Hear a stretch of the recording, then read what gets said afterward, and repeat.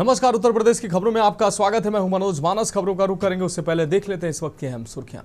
7 नवंबर को 2 दिवसीय दौरे पर काशी आएंगे प्रधानमंत्री मोदी। खजुराहो वंदे भारत ट्रेन को दिखाएंगे हरी झंडी।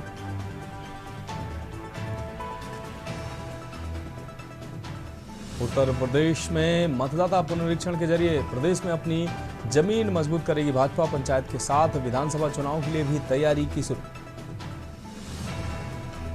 सपा विधायक रमाकांत यादव को 1 वर्ष का कारावास कोर्ट ने 2700 रुपए लगाया अर्थदंड। सरकारी काम में बाधा डालने का आरोप।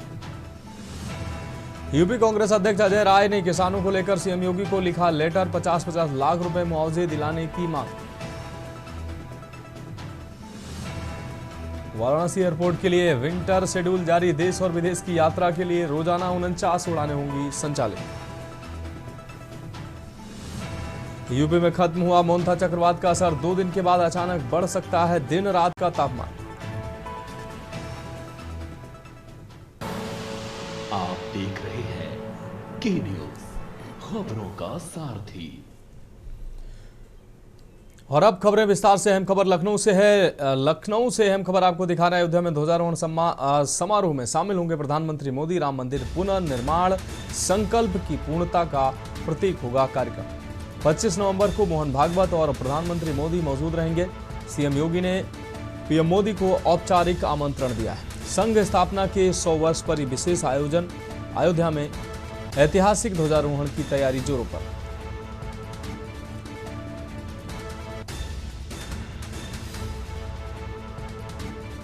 अयोध्या में ध्वजारोहण समारोह में शामिल होंगे प्रधानमंत्री नरेंद्र मोदी।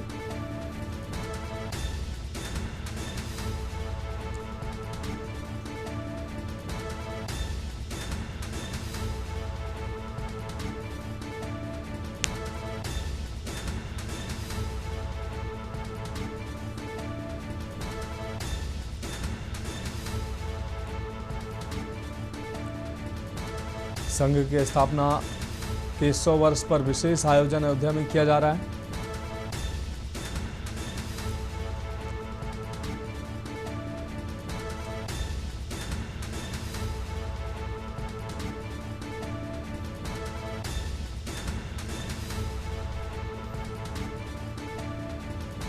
सीएम योगी ने प्रधानमंत्री मोदी को औपचारिक आमंत्रण दिया है।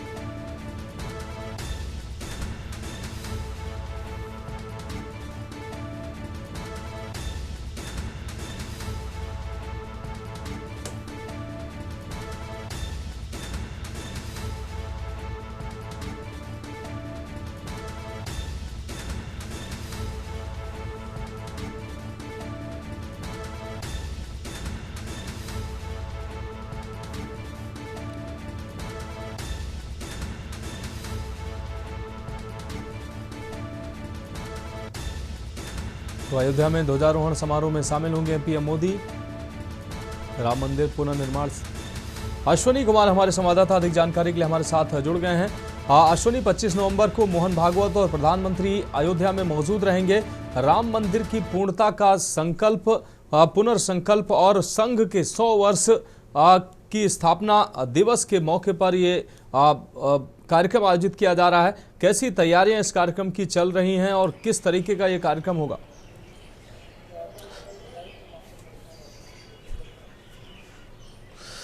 बिल्कुल, अयोध्या एक बार फिर जगमगाने जा रही है। एक बड़ा कार्यक्रम, वृहद कार्यक्रम है अयोध्या में 25 नवंबर को होने जा रहा है, जिसको लेकर के तैयारियां जोरों पर। उत्तर प्रदेश सरकार पूरी ताकत इस कार्यक्रम को लेकर लगा रही है। प्रधानमंत्री नरेंद्र मोदी को भी आमंत्रित किया गया है और उन्होंने हामी भर दिया। 25 तारीख को जो है प्रधानमंत्री नरेंद्र मोदी जो है वो अयोध्या पहुंचेंगे और ध्वजारोहण जो कार्यक्रम है उसमें शिरकत करेंगे। इसके अलावा आरएसएस प्रमुख जो मोहन भागवत हैं वो भी इस कार्यक्रम में शिरकत करेंगे। साथ ही साथ बता दें आपको उत्तर प्रदेश समेत पूरे देश से कुल 8,000 जो विभूतियां हैं जिनको इस कार्यक्रम के लिए आमंत्रित किया जाएगा, जिसमें इस बार थोड़ा सा राम मंदिर जब कार्यक्रम हुआ था उससे थोड़ा सा अलग है। इसमें उत्तर प्रदेश के लोगों को जो विभूतियां हैं उनको ज्यादा तवज्जो दी जाएगी। हालांकि नेशनल लेवल पे भी तमाम लोगों को इसमें आमंत्रित किया, खासतौर पर उन लोगों को बुलाया जाएगा इस बार जो राम मंदिर जो मुख्य कार्यक्रम था उसमें आमंत्रित नहीं किया गया था।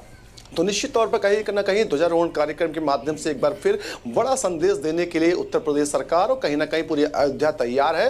इसको लेकर के सुरक्षा से लेकर के तमाम जो व्यवस्थाएं हैं वो व्यवस्थाएं एकदम चाक चौबंद रहे। इसको लेकर के बाकायदा अधिकारियों को निर्देश दिया गया कि पूरी तैयारी अपनी बेहतर ढंग से कर लें, क्योंकि प्रधानमंत्री भी मौजूद रहेंगे। ऐसे में कोई भी गुंजाइश ना बचे, इसका विशेष ध्यान रखा जाए।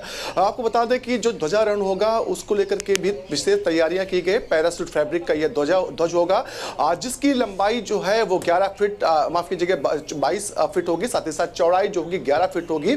इसका वजन जो होगा वो 11 किलो का होगा। निश्चित तौर पर इसमें सूर्यवंश का जो चिन्ह अंकित होगा, तमाम चीजें होंगी जिसको लेकर के अब अयोध्या में तमाम जो अधिकारी हैं उनको जिम्मेदारी अलग अलग बांट दी गई है। और जैसे जैसे तारीख नजदीक आएगी 25 नवंबर, वैसे वैसे जो काम होगा तो तैयारियां होंगी उनमें तेजी लाई जाएगी। जी बिल्कुल, अगर अश्विनी बात करें संघ के 100 वर्ष पूर्ण हुए हैं इस वर्ष, इसके लिए जो विशेष आयोजन जो है उसके वजह से विशेष आयोजन, साथ ही राम मंदिर के पुनर्निर्माण का जो संकल्प था, ये संकल्प आप समझते हैं कितना बड़ा संकल्प, और ये संकल्प अब पूर्ण हो चुका है। तो उस संकल्प के पूर्णता के प्रतीक के तौर पर बताया जा रहा है कि यह कार्यक्रम आयोजित किया जा रहा है। ऐसे में जो राम मंदिर आंदोलन से जुड़े तमाम साधु संत हो, नेता हो, उनको आमंत्रित किया जा सकता है, और तमाम ऐसे लोग जो राम मंदिर आंदोलन और संघ से जुड़े विशेष लोगों को इसमें आमंत्रित किया जा सकता है, और इस कार्यक्रम के जरिए एक बड़ा संदेश देने की भी शायद तैयारी हो।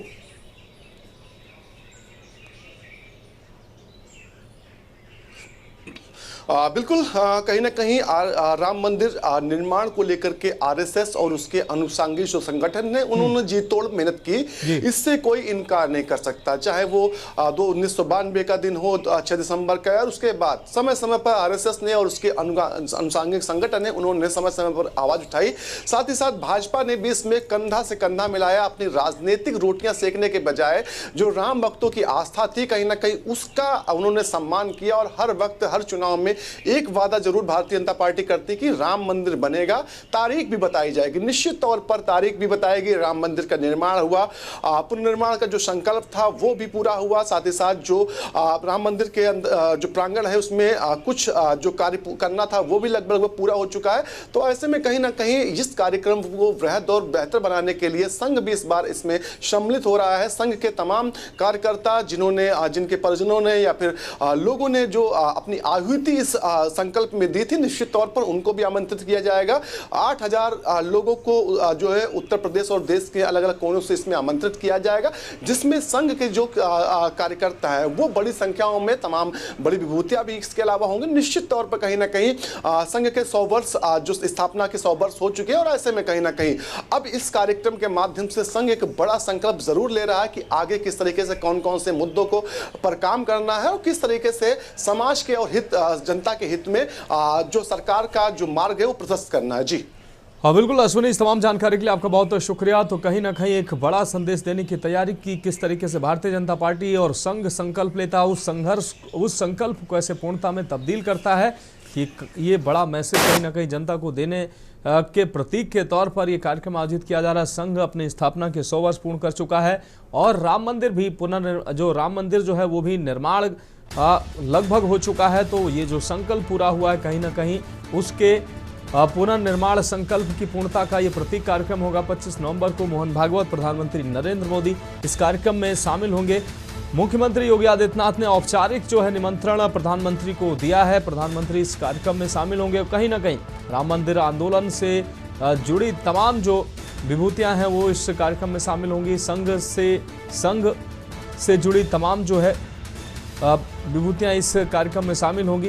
तो 25 नवंबर को मोहन भागवत और प्रधानमंत्री मोदी एक बार फिर से राम मंदिर प्रांगण या यूं कहें अयोध्या में पहुंचेंगे 25 नवंबर को ये भव्य कार्यक्रम किया जाएगा और इस कार्यक्रम के माध्यम से एक बड़ा संदेश देने की तैयारी की जा रही है।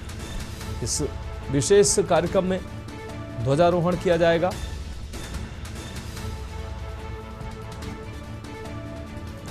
तो अयोध्या में ऐतिहासिक ध्वजारोहण की तैयारी की जा रही है, जिसकी सभी तैयारियां पूरी की जा रही हैं। अयोध्या में ध्वजारोहण समारोह में शामिल होंगे प्रधानमंत्री नरेंद्र मोदी। ये ऐतिहासिक ध्वजारोहण होगा। राम मंदिर पुनर्निर्माण संकल्प की पूर्णता का ये कार्यक्रम प्रतीक माना जा रहा है।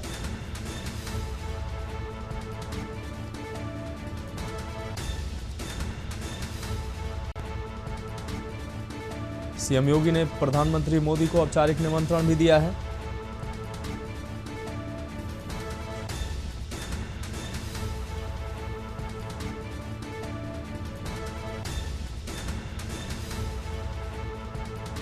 तो संघ स्थापना के 100 वर्ष पर यह विशेष आयोजन।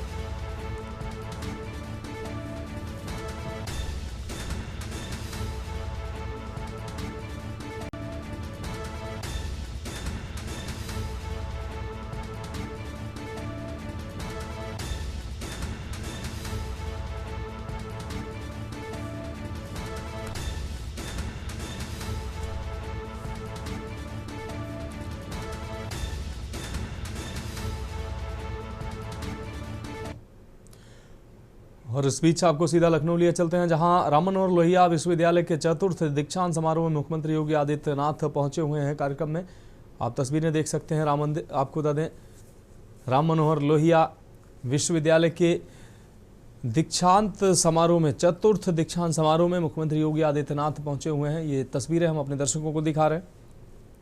दीक्षांत समारोह कार्यक्रम में मुख्यमंत्री योगी आदित्यनाथ पहुंचे हुए हैं। आज राम मनोहर लोहिया विश्वविद्यालय का चतुर्थ दीक्षांत समारोह, मुख्यमंत्री योगी आदित्यनाथ इस विशेष कार्यक्रम में पहुंचे हुए हैं।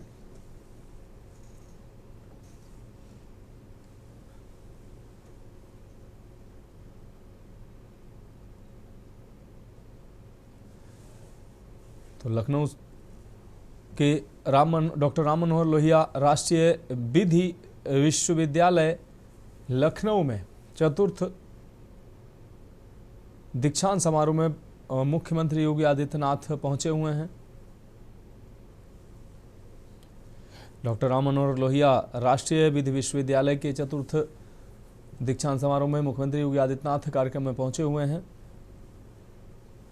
तो लखनऊ से ये तस्वीरें हम अपने दर्शकों को दिखा रहे हैं। और अब बढ़ेंगे अगली खबर की ओर। लखनऊ से अहम खबर है, जहां सरकारी अस्पतालों में बुखार के मरीजों की बड़ी परेशानी। अस्पतालों में सिर्फ 500 mg की पैरासीटामोल ही उपलब्ध है और सप्लाई की जा रही है। तेज बुखार में नहीं मिल रहा राहत, इस वजह से डॉक्टरों को डोज बढ़ाना पड़ रहा है। डॉक्टरों को भी इलाज दिक्कतों का सामना करना पड़ रहा है। कई मरीज बाहर से 650 mg दवा खरीदने को मजबूर हैं। यूपी मेडिकल सप्लाई कॉरपोरेशन भेज रहा केवल 500 mg डोज। तो सरकारी अस्पतालों में सिर्फ 500 mg पैरासीटामोल की डोज ही आपूर्ति की जा रही है, जिसकी वजह से बुखार में मरीजों को राहत नहीं मिल रही है। अतिरिक्त डोज बढ़ाकर डॉक्टरों को मरीजों को दवाएं देनी पड़ रही हैं और ये डोज कहीं ना कहीं अस्पताल में उपलब्ध नहीं है। इसकी वजह से बाहर से ये पैरासीटामोल के अतिरिक्त डोज लेनी पड़ रही है। तो लखनऊ से अहम खबर, सरकारी अस्पतालों में बुखार के मरीजों की बड़ी है परेशानी। अस्पतालों में सिर्फ 500 mg पैरासीटामोल की सप्लाई हो रही है।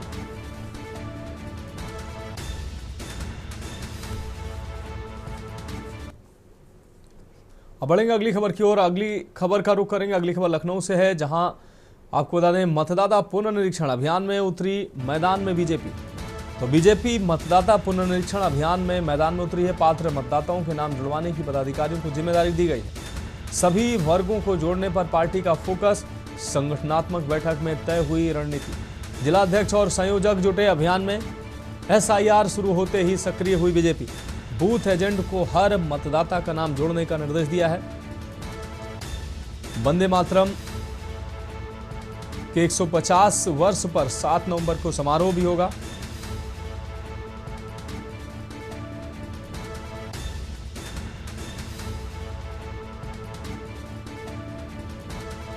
तो वंदे मातरम के 150 वर्ष पर 7 नवंबर को समारोह होगा, जिसमें मुख्यमंत्री के साथ दोनों डिप्टी सीएम शामिल होंगे। फिलहाल एसआईआर की प्रक्रिया शुरू होते ही भारतीय जनता पार्टी एक्टिव हो गई है। बूथ लेवल पर भारतीय जनता पार्टी सतर्क हो गई है। राजनीतिक जमीन मजबूत करने की तैयारी भाजपा कर रही है। मतदाता पुनरीक्षण अभियान में उतरी है बीजेपी।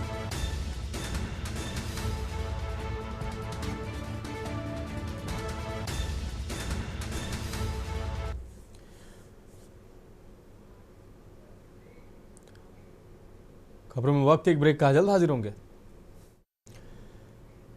ब्रेक के बाद उत्तर प्रदेश की खबरों में एक बार फिर से आपका स्वागत है। लखनऊ से अहम खबर है। ऐशबाग रेलवे स्टेशन के पास पानी की टंकी पर चढ़ा युवक। मौके पर पहुंची पुलिस युवक को उतारने की कोशिश में लगी है। टंकी पर क्यों चढ़ा युवक, ये जानने की कोशिश में पुलिस जुटी हुई है। पुलिस के बहुत समझाने पर युवक को टंकी से उतारा गया है। तो यह अहम खबर लखनऊ से आपको दिखा रहे हैं।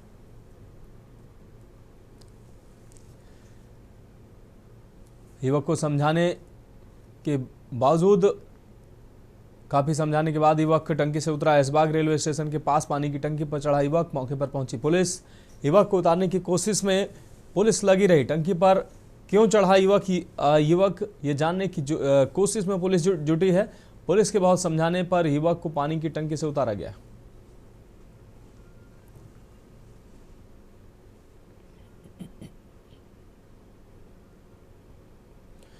तो पुलिस के बहुत समझाने पर युवक को पानी की टंकी से उतारा गया है। लखनऊ से अहम खबर। ऐशबाग रेलवे स्टेशन के पास पानी की टंकी पर चढ़ा युवक। मौके पर पहुंची पुलिस युवक को उतारने की कोशिश में लगी है।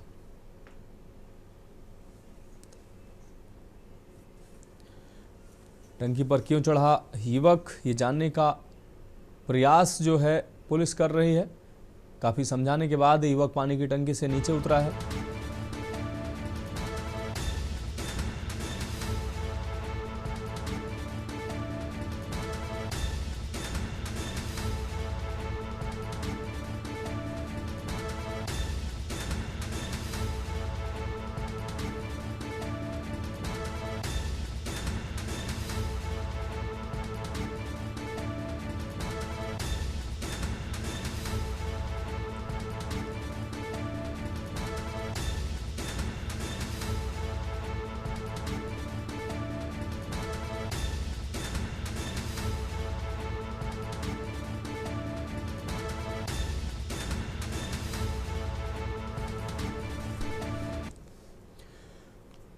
अब बढ़ेंगे अगली खबर की ओर। अगली खबर जौनपुर से है। जौनपुर में युवक की गोली मारकर हत्या की गई। अज्ञात हमलावरों की ताबड़तोड़ फायरिंग से सनसनी फैली है। घायल मखंचू ने अस्पताल में तोड़ा दम। सराय ख्वाजा क्षेत्र के कडेला गांव की घटना। हत्या के कारणों का अभी तक पता नहीं चला है। परिजनों की तहरीर पर मुकदमा दर्ज हुआ है। हालांकि एसपी ने जांच के लिए 4 टीमें बनाई हैं और अग्रिम विधिक कार्रवाई जारी है।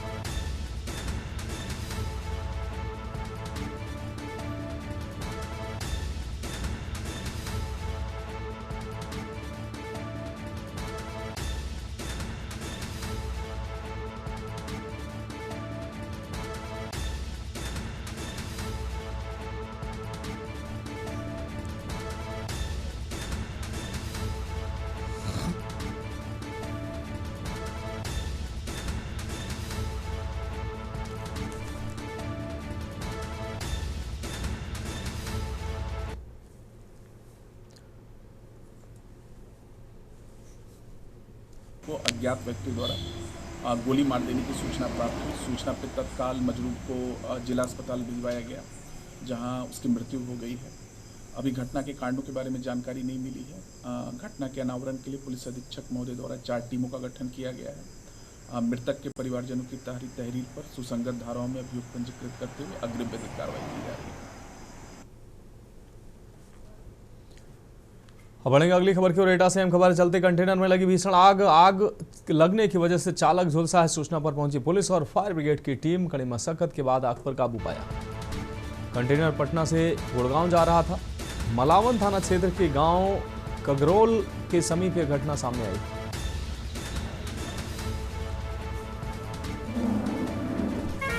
कड़ी मशक्कत के बाद आग पर काबू पाया गया है। तस्वीरें सामने आई हैं। कंटेनर पटना से गुड़गांव जा रहा था। सूचना पर पहुंची पुलिस और फायर ब्रिगेड की टीम ने मौके पर पहुंचकर आग पर काबू पाया है। कड़ी मशक्कत के बाद आग पर काबू पाया गया। कंटेनर पटना से गुड़गांव जा रहा था। इस दौरान आग लगने से ड्राइवर भी झुलसा है। मलावन थाना क्षेत्र के गांव कगरोल के समीप की घटना है। तो एटा से अहम खबर चलते कंटेनर में लगी भीषण आग लगने से चालक झुलसा है। सूचना पर पहुंची पुलिस और फायर ब्रिगेड की टीम कड़ी मशक्कत के बाद आग पर काबू पाया गया।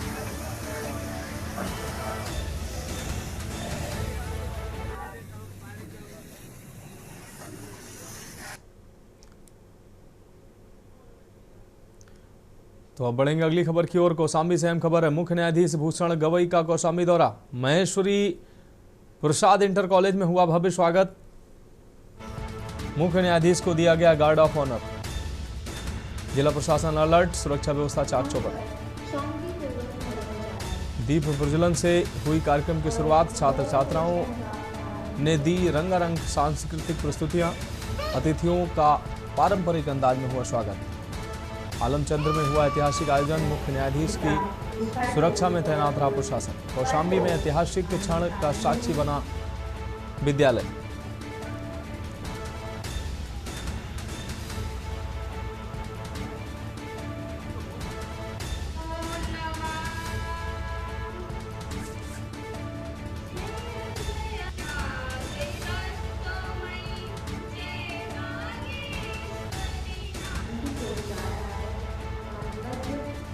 मुख्य न्यायाधीश भूषण गवई का कौशाम्बी दौरा। महेश्वरी प्रसाद इंटर कॉलेज में हुआ भव्य स्वागत। कौशाम्बी से अहम खबर। मुख्य न्यायाधीश भूषण गवई का कौशाम्बी दौरा। फिलहाल खबरों में अभी के लिए मेरे साथ इतना ही। मुझे दीजिए इजाजत और आप देखते रहिए के न्यूज इंडिया। गोल्डी मसाले लाए हैं फ्रेश लॉक टेक्नोलॉजी, जो रखे मसालों को हर समय फ्रेश। गोल्डी मसाले।